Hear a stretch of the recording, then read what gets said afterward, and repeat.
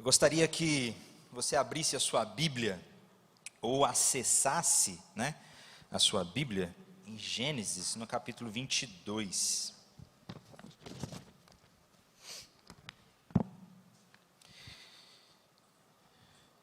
Livro de Gênesis, capítulo 22. Esse ano, estamos no começo do ano, agora em janeiro, recomecei a minha leitura anual da Bíblia. E inclusive dá tempo, se você estiver disposto a ler a Bíblia durante esse ano, durante um ano, dá tempo. Comece a ler a sua Bíblia. E esse ano eu comecei novamente a minha leitura pelo livro de Gênesis.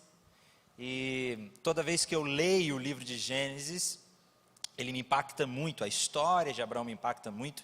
E esse capítulo 22 sempre me constrange e me faz meditar sobre os meus mais profundos anseios e sobre os meus mais profundos amores. Resumindo, quando nós lemos o livro de Gênesis, nós conhecemos a história de Abraão, do primeiro patriarca da história de Israel, o pai Abraão. Abraão que nasceu na região de Ur dos Caldeus e vivia na região, ele era um seminômade, então a família de Abraão estava em constante movimento, era uma cultura seminômade. E quando Abraão estava na região de Padã Arã, ao norte dali da região da Mesopotâmia, da Canaã, ali na região da Mesopotâmia, Deus se revela a Abraão e tem aquele famoso chamado de Abraão: Abraão, sai da tua terra, da tua parentela e vai para um lugar que eu vou te mostrar. Abraão então abre mão de tudo e vai atrás, e vai para onde Deus mandou ele ir, sem saber o que ia acontecer. Por isso, Abraão é reconhecido e conhecido por nós como o pai da fé, porque ele creu, obedeceu e foi embora, abriu mão de tudo.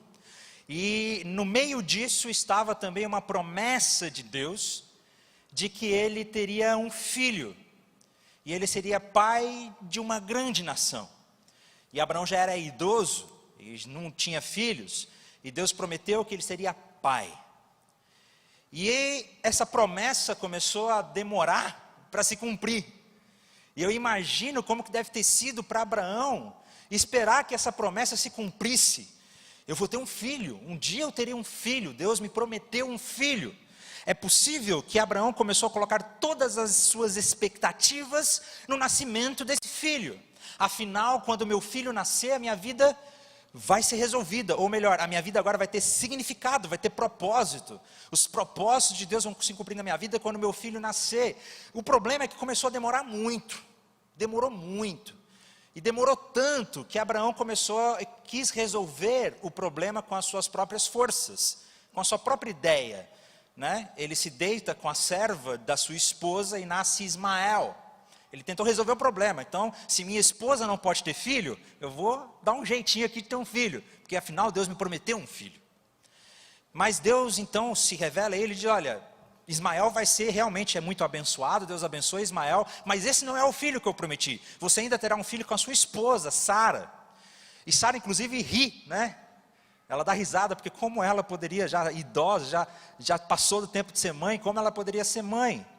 Mas, milagrosamente, porque Deus é esse Deus que gosta de trazer a fertilidade na Bíblia, Nós vemos várias histórias de mulheres que não podiam ter filhos, e Abraão já idoso. Sara então se engravida e vem Isaque. Agora sim a vida de Abraão está perfeita. O filho dele nasceu, agora todos os seus problemas estão resolvidos, agora ele tem tudo que ele mais queria, agora aconteceu, o seu filho está ali. A vida de Abraão não poderia estar melhor, Agora estava tudo certo. E quando nós lemos o livro de Gênesis, chegamos no capítulo 22, nós nos deparamos com algo completamente absurdo. Nós nos deparamos com um pedido absurdo de Deus. Esse é o título da nossa mensagem de hoje. À primeira vista, quando nós lemos esse texto, nós ficamos espantados. Como assim? Que tipo de Deus faz um pedido tão absurdo desse? A vida de Abraão estava resolvida. ele tinha o filho que ele tanto sempre quis, que ele esperou por tanto tempo. A pergunta que surge é: será que Abraão esperou tanto tempo pelo filho, ou ele esperou tanto tempo simplesmente porque ele amava a Deus? Qual era a expectativa de Abraão? Onde estava o coração de Abraão? E aí, Gênesis no capítulo 22, a partir do versículo 1, nós vamos ler o texto. Eu gostaria de ler com vocês. Diz assim: algum tempo depois, Deus pôs a Abraão à prova. Abraão, Deus chamou. Sim, respondeu Abraão, estou aqui. Deus disse: tome o seu filho, seu único filho, Isaque, a quem você tanto ama. Preste atenção nessa parte: a quem você tanto ama. E vá à terra de Moriá. Lá, em um dos montes que eu lhe mostrarei, ofereça-o como holocausto. Um pedido absurdo.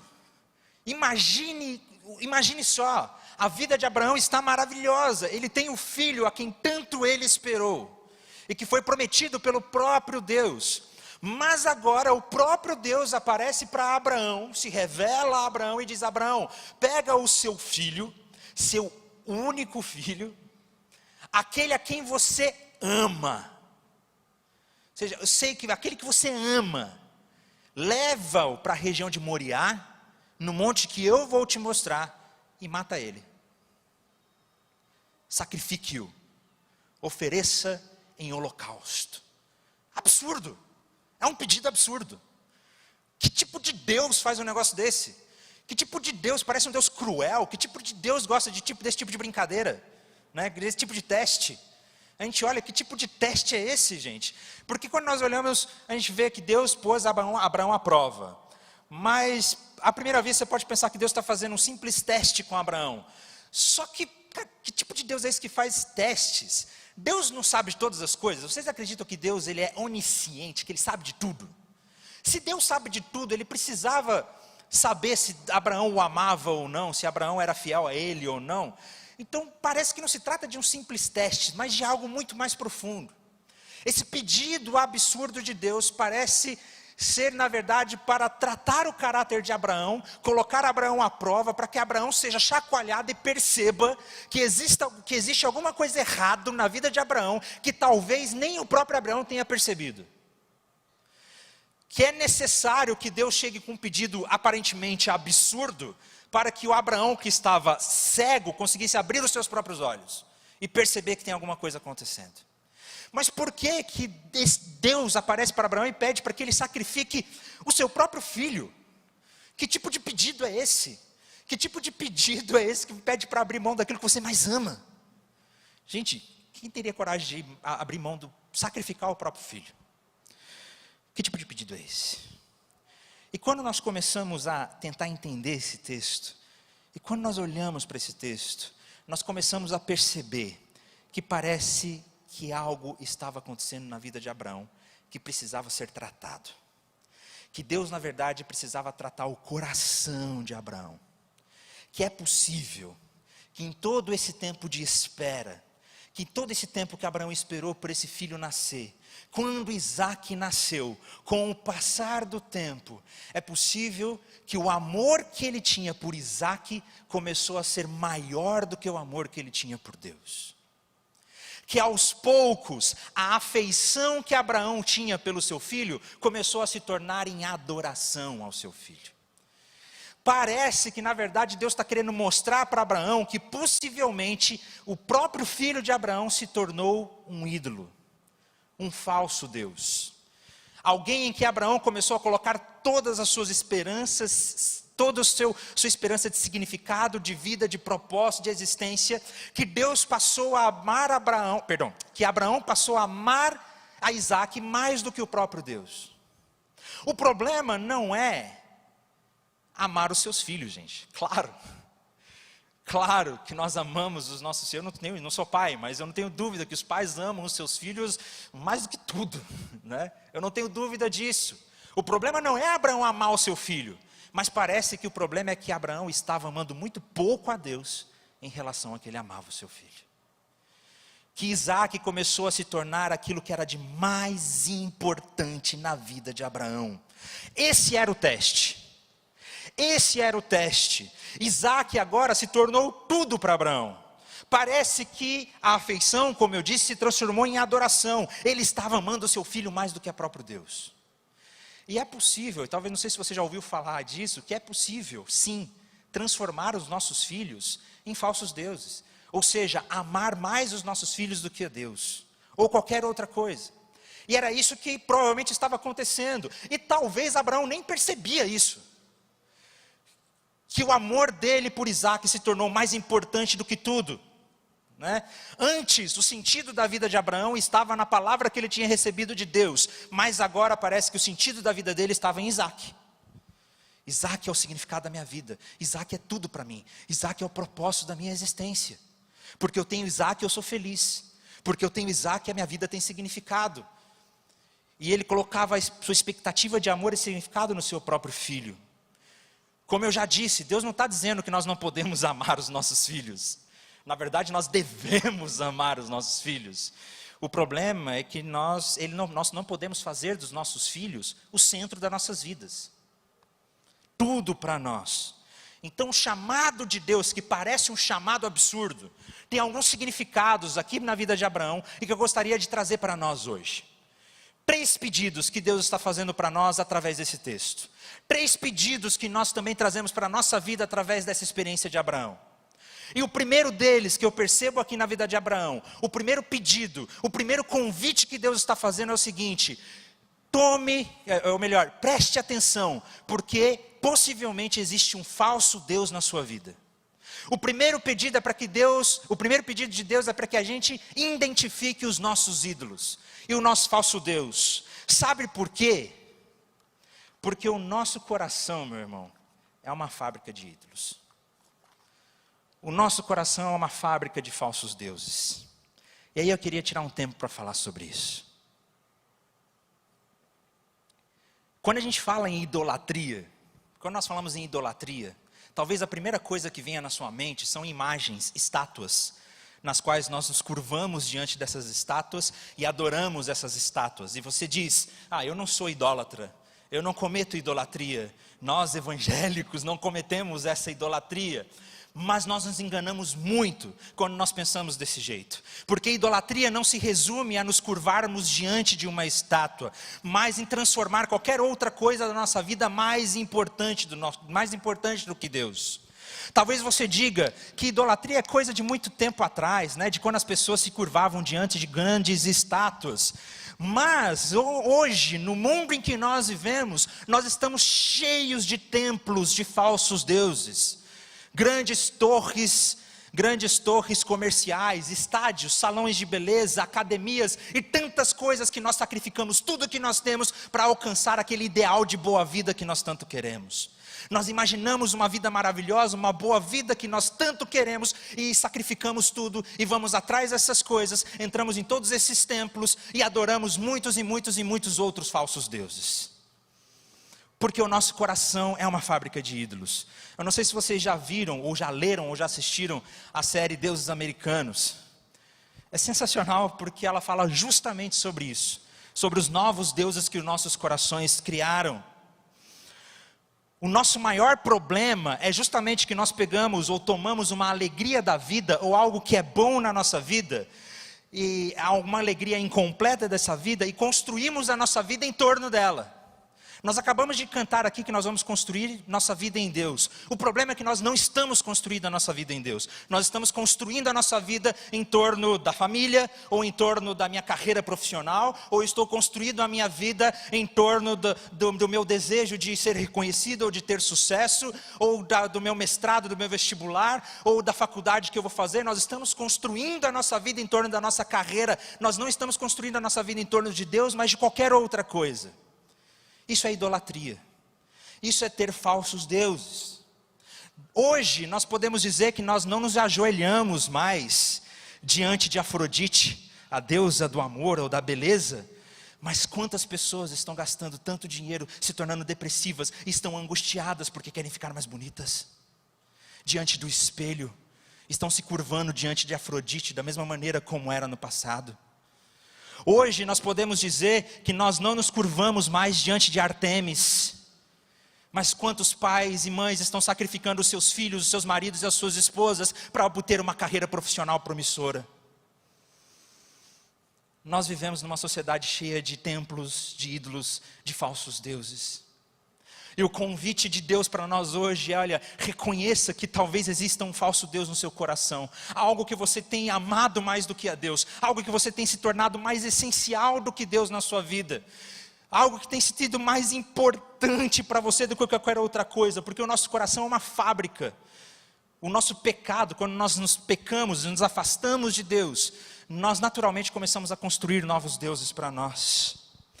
Todos levantam deuses em seus corações. Por isso que Deus sempre, constantemente nos convida a olhar para nós mesmos. Por isso que o salmista diz: Senhor, sonda o meu coração. Porque constantemente o meu coração fica construindo falsos deuses nos quais eu começo a me curvar, e a adorar, e prestar minha adoração. E a colocar minha confiança e a minha alegria. Como o profeta Ezequiel disse no capítulo 14, no versículo 3. O profeta diz: Filho do homem, esses homens levantaram ídolos em seu coração e seguem coisas que o farão cair em pecado. Nós estamos levantando ídolo. O coração do homem, esse é o problema. O nosso coração pega as coisas boas do mundo, porque quando nós falamos de ídolo, não são coisas ruins. O ídolo são as coisas boas da nossa vida, como um amor romântico, a beleza, o dinheiro, qualquer coisa boa da vida, e nós colocamos como um absoluto da nossa vida. Nós divinizamos essas coisas como se fosse o centro das nossas vidas e construímos a nossa vida em torno disso, porque achamos que essas coisas podem nos trazer significado, propósito, proteção, satisfação, segurança. E quando nós transformamos qualquer coisa boa da vida em algo mais importante para nós, nós nos tornamos escravos dela. O Tim Keller, que escreveu um livro sensacional chamado Falsos Deuses, pastor presbiteriano, ele diz que o que é um ídolo? Um ídolo é qualquer coisa que seja mais importante que Deus para você. Qualquer coisa que absorva o seu coração e imaginação mais do que Deus. Qualquer coisa que só Deus pode dar. Qualquer coisa que você pega, qualquer coisa boa da vida que você pega e coloca a sua expectativa de alegria, de significado nela, só Deus pode te dar alegria e significado. Só Deus pode encher a sua vida de plenitude. Mas quando você pensa que, do tipo, o dia que eu me casar eu vou ser feliz, o dia que eu me promover eu vou ser feliz, quando nós colocamos a nossa expectativa de alegria em qualquer outra coisa, essa coisa já se tornou um Deus, um falso Deus no nosso coração, um ídolo. Um falso Deus é qualquer coisa que seja tão central para você e essencial na sua vida, que caso você perca, você achará difícil continuar vivendo. O que você mais tem medo de perder? O que na sua vida que você pensa que se por acaso um dia você perder, você vai entrar, você não vai ter mais significado para viver. Você vai perder o sentido da vida. Ou que você vai entrar em profundo desespero, mas não o desespero existencial. O que é que você mais tem medo de perder? Tome cuidado, porque essa coisa que nós mais temos medo de perder pode ser um falso Deus nas nossas vidas. Eu me lembro que recentemente, alguns anos atrás, eu entrei no Campo Grande News e tinha uma notícia de uma cidade aqui próxima, eu não lembro qual cidade era, com uma notícia de um rapaz que morreu num acidente de moto. E a namorada desse rapaz, quando descobriu que o namorado morreu num acidente de moto, ela cometeu suicídio, tirou a sua vida. Porque talvez o namorado dela se tornou tão importante, que quando ela perdeu ele, a vida dela perdeu sentido e perdeu significado. Porque o namorado dela pode ter se tornado um falso Deus na vida dela. Coisas que nós colocamos a expectativa e que nos escraviza. O problema do ídolo é isso. O problema do ídolo é que ele nos promete tudo. Ele promete tudo para você. Você vai ser feliz quando você conseguir perder 10 quilos. Você vai ser feliz quando você conseguir se casar. Você vai ser feliz quando você tiver um filho. Você vai ser feliz quando você for promovido. Você vai ser feliz quando você conquistar a sua casa nova. Você vai ser feliz quando você tiver um carro. O ídolo promete tudo. O problema é que o ídolo não é capaz de cumprir o que ele prometeu. E nós sempre estamos angustiados. Se você coloca a sua expectativa, se o seu ídolo é o seu relacionamento romântico, uma hora ou outra você vai se frustrar com o seu parceiro romântico. E você vai se decepcionar e vai perceber que o ídolo não é capaz de cumprir tudo que ele prometeu. Se o ídolo te prometeu que você vai ser feliz com a sua carreira profissional, você vai viver constantemente frustrado, porque você nunca vai conseguir ser feliz com a sua carreira profissional. Se o ídolo te prometeu que você vai ser feliz quando você conseguir 100 mil seguidores no Instagram, você vai se sentir completamente frustrado, porque você vai descobrir que você não consegue alcançar essa felicidade. Eu assisti recentemente, agora no começo do ano, o novo filme da Pixar, o Soul, que acabou de ser lançado. Eu não quero dar spoiler do filme aqui, tá, gente? Mas eu achei muito interessante, porque o filme fala sobre o significado da vida. Eu achei muito interessante porque o protagonista tinha um sonho, e que o maior sonho dele, que ele pensava que ele ia ser feliz quando ele fizesse tal coisa na carreira musical dele. E é interessante que quando ele consegue, ele percebe que aquilo não trouxe o que ele esperava. Porque o ídolo promete tudo, mas o ídolo não é capaz de cumprir nada. E qualquer coisa pode se tornar um ídolo. Qualquer coisa pode se tornar um ídolo. Família, filhos, carreira, dinheiro, conquista, aclamação, respeito, namoro, a beleza, causas sociais, causas políticas. Meus queridos, como nós estamos vivendo idolatria na nossa política brasileira, de pessoas que colocaram esperança num partido, ou numa ideologia, ou em alguém, e disse agora nossa vida vai ser resolvida porque essa pessoa está lá. Idolatria. Falsos deuses que nosso coração levanta e que nós estamos confiando e estamos construindo a nossa vida em torno disso. Pensa comigo, o que é que você pensa no seu coração? O dia que eu alcançar tal coisa, a minha vida vai ser melhor. Provavelmente essa tal coisa ou pessoa é um falso Deus no seu coração. É alguém que você coloca a sua esperança. Tantas vezes que muitos de nós, a gente vem aqui na igreja e começa a orar, e quando nós oramos, nós começamos a pedir mais por outras coisas, e nos esquecemos de ter prazer em Deus. Nós não estamos orando a Deus, nós na verdade queremos o nosso falso Deus, que Deus não deu ainda. Ou usamos a Deus como um meio para alcançar aquilo que a gente tanto quer. Nós usamos a Deus para alcançar aquilo que a gente tanto espera. Senhor, me dá uma esposa, Senhor, me dá um marido, porque senão a minha vida não vai ter significado se eu não casar. Senhor, eu quero tanto, eu batalhei tanto na minha vida para alcançar essa carreira, e nós estamos angustiados atrás dos nossos maiores sonhos, atrás dos nossos maiores anseios, e a gente não percebe que nós amamos mais isso do que a Deus, e que usamos a Deus para alcançar isso que nós mais queremos. Falsos deuses em nosso coração, que nos escravizam e nos tornam escravos. O pedido de Deus a Abraão é para que ele reconhecesse que talvez Isaac tivesse se tornado justamente um falso Deus na vida dele. A Rebecca Pippert, que foi citada pelo Tim Keller no livro dele, ela diz o seguinte: tudo o que nos controla é nosso Senhor. A pessoa que busca poder é controlada pelo poder. A pessoa que busca aceitação é controlada pelas pessoas que querem agradar. Não controlamos nós mesmos, somos controlados pelo Senhor da nossa vida. Quando nós depositamos o nosso amor e a nossa esperança em qualquer outra pessoa, coisa, nós nos tornamos escravos. Escravos de aceitação, escravos de amor, escravos de alcançar algo mais, e sempre vivemos frustrados, angustiados, porque nunca alcançamos aquilo que nós tanto almejamos. Quando Deus então chega para Abraão e faz esse pedido absurdo, o que na verdade ele está fazendo com Abraão é dizendo: Abraão, abra os seus olhos, porque pode ser que você esteja amando mais o seu filho do que a mim. Você está disposto, Abraão, a amar mais do que a mim, do que o seu filho?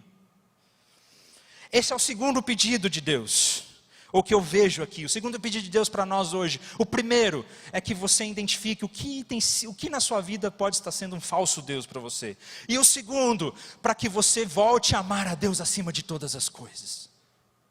O pedido de Deus a Abraão é justamente esse: volte a amar a mim mais do que tudo. Não porque Deus seja ciumento, não porque Deus seja mesquinho do tipo, você não pode amar seu filho, eu quero que você ame a mim.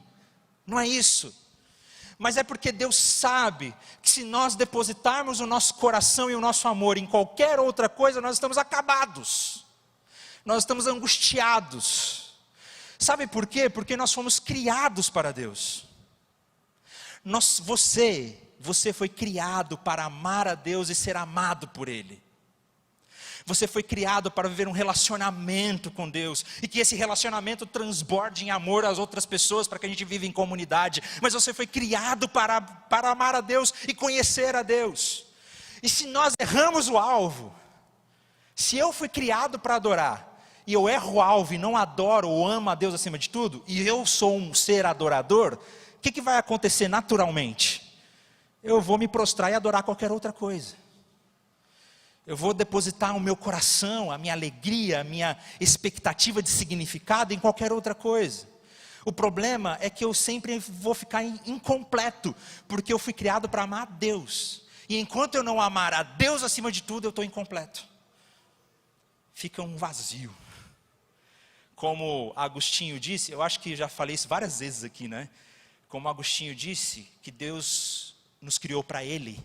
E inquieto está o nosso coração enquanto não repousar em Deus. Enquanto a gente não repousar em Deus, nós somos como uma pedra solta.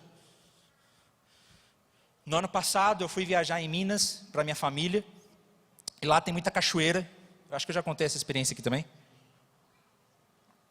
Estou repetindo as ilustrações, né? Pode repetir ilustração em sermão? Eu fui para Minas. E lá tem muita cachoeira. E a gente gosta muito de subir o rio pulando pedra, que é aqueles rios cheios de pedras, né? A gente gosta muito de subir o rio pulando pedra. Vocês já viram uma pedra solta? E eu estava pulando e eu pisei numa pedra solta. Na hora que eu pisei na pedra solta, a pedra rolou, caí, me espatifei todo, me ralei todinho. Fiquei todo machucado. Meu querido, enquanto você não amar a Deus acima de tudo, a sua vida vai ser essa pedra solta. Que não tem, como eu vou falar, não tem... Oh meu Deus, fugiu, não tem firmamento. Você vai ver eternamente angustiado. É como correr numa eterna esteira de insatisfação. Por isso o pedido de Deus é para que nós voltemos a amar a Deus acima de todas as coisas. O problema da vida de Abraão é que o amor dele estava fora de ordem. Esse é o nosso problema, os nossos amores estão desorganizados, está tudo fora de ordem. A gente está amando tantas coisas que deveríamos amar menos, e a gente ama coisas mais do que a Deus. O problema não é que você não ama a Deus, eu não estou dizendo que você não ama a Deus. Eu estou dizendo que muitas vezes nós amamos Deus muito pouco, em relação ao que nós amamos outras coisas nas nossas vidas. E está fora de ordem. Claro que Deus criou o casamento para uma coisa boa. Claro que o casamento é propósito de Deus. Claro que a nossa carreira é uma coisa boa. Claro que os nossos filhos são maravilhosos. Mas Deus está dizendo, enquanto você depositar o seu amor mais nessas coisas do que nele, você vai viver angustiado para sempre. Você nunca vai encontrar satisfação, porque nada disso é capaz de completar o anseio da nossa alma. Nada, nem os nossos próprios filhos. Por isso que esse pedido que parece um absurdo que Deus está fazendo para Abraão, não é tão absurdo assim. Deus está dizendo, Abraão, você precisa me voltar a amar a mim mais do que a tudo. Você está disposto a amar mais a mim do que o seu próprio filho, porque só assim você vai voltar a ter confiança. Claro que esse era um pedido muito duro.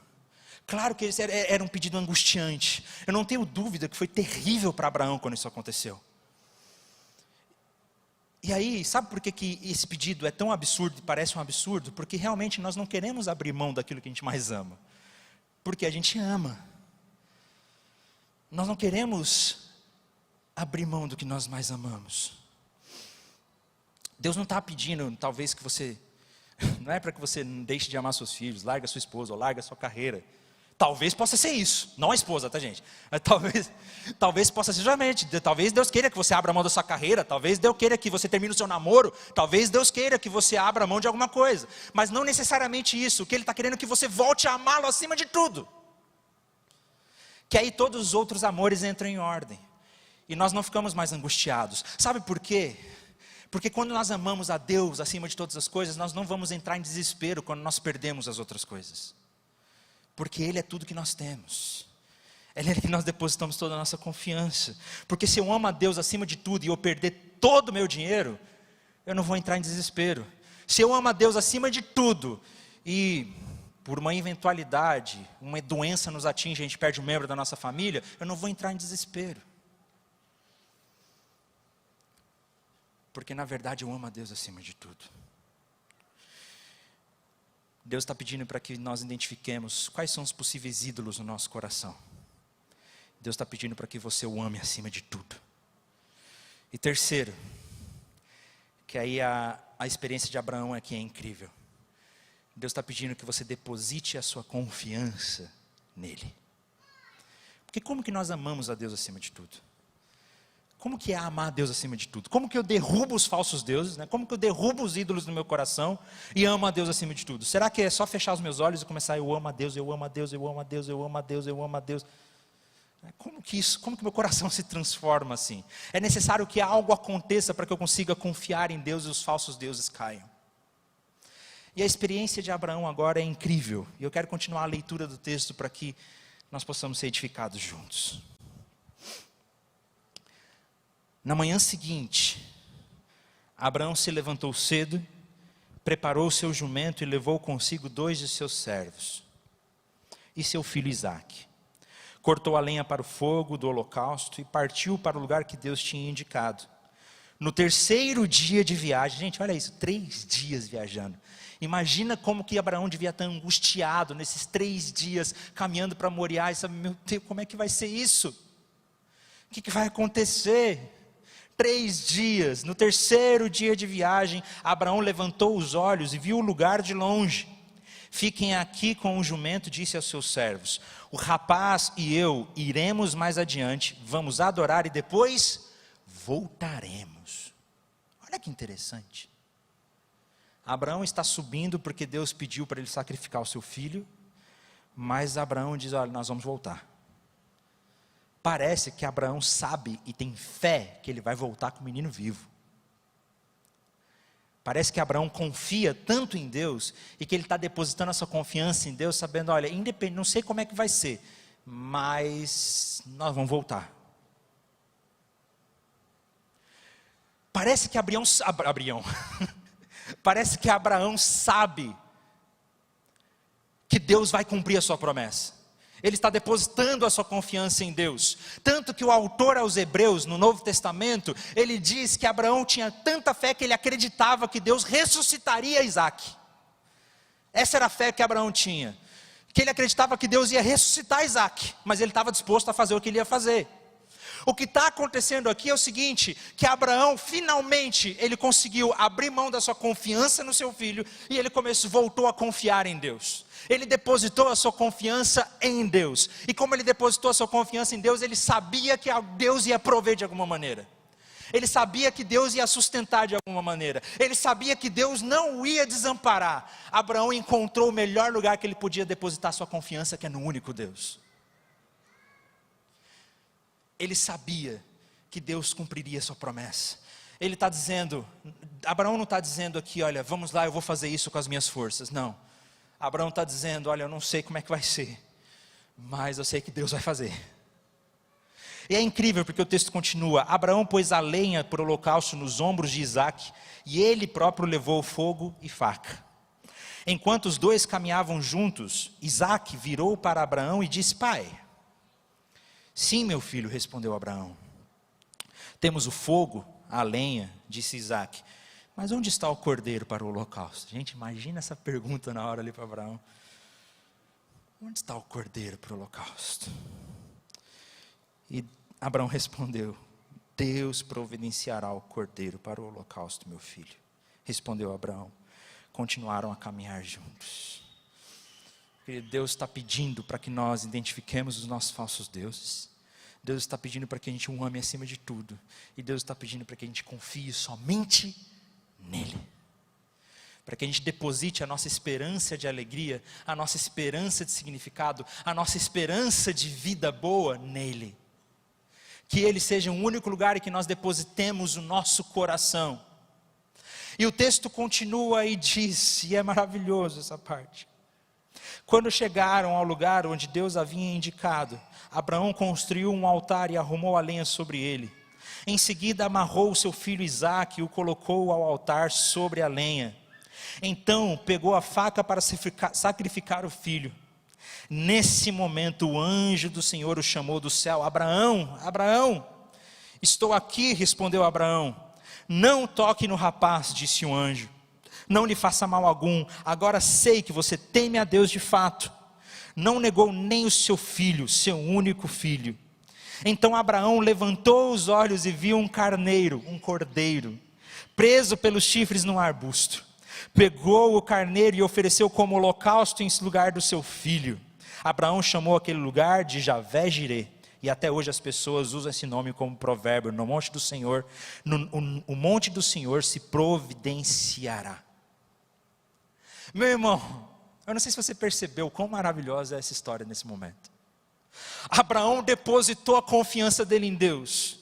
O coração dele passou das trevas para a luz, né? O coração dele passa por um momento de aflição em que Deus diz: olha, deixe de confiar e amar mais o seu filho e volte a amar e confiar mais em mim.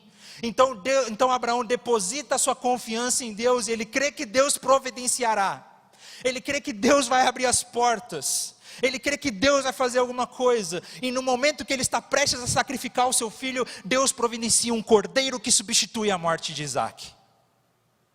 Meu irmão, se você ainda não entendeu o significado disso, que centenas, milhares de anos depois, na mesma região, o Monte Moriá fica ali, as montanhas de Moriá ficam na mesma região das montanhas de Jerusalém, que na mesma região, nesses mesmos montes, Deus providenciou o cordeiro que morreu também no seu lugar e no nosso lugar.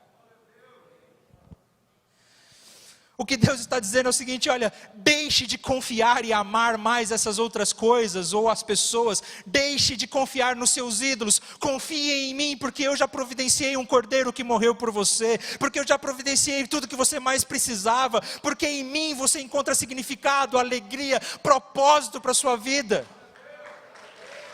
Aleluia. Não existe outro lugar que nós possamos encontrar satisfação, a não ser no Senhor Jesus. Na cruz. O que Deus fez com Abraão, eu imagino que tenha sido terrível.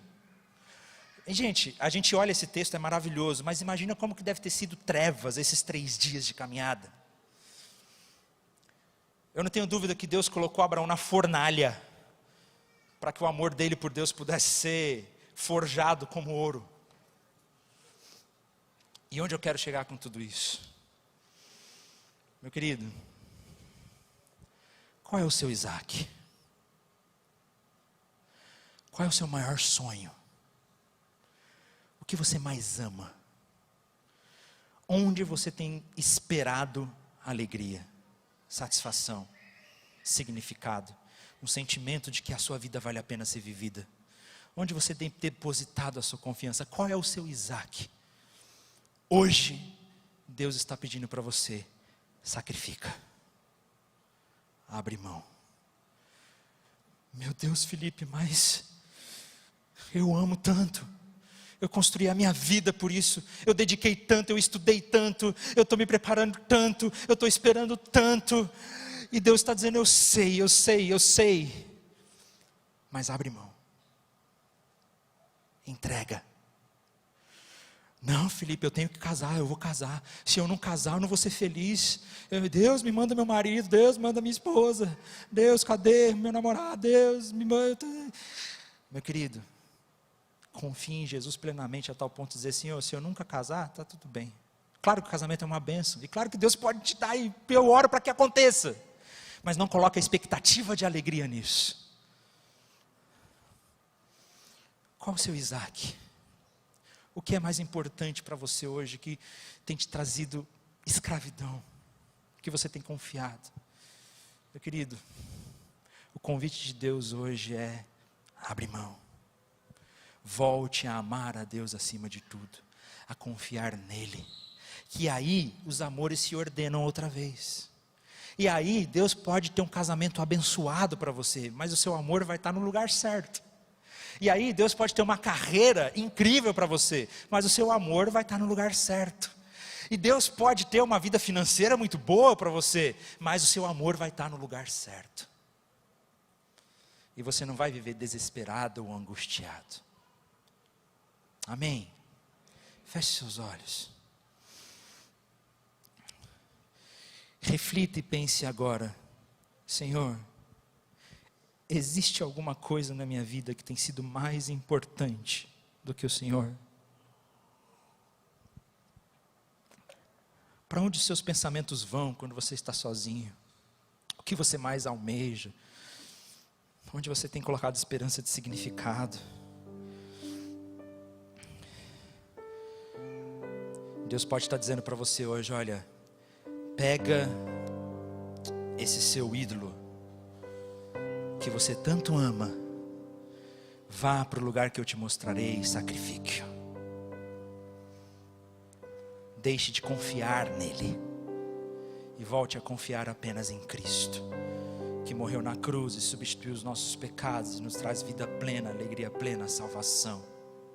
Volte a confiar apenas em Jesus, porque Jesus é muito mais do que você imagina, é muito mais do que você espera. Ele é tudo o que você precisa. Tudo. Tudo. Ele é tudo o que você precisa.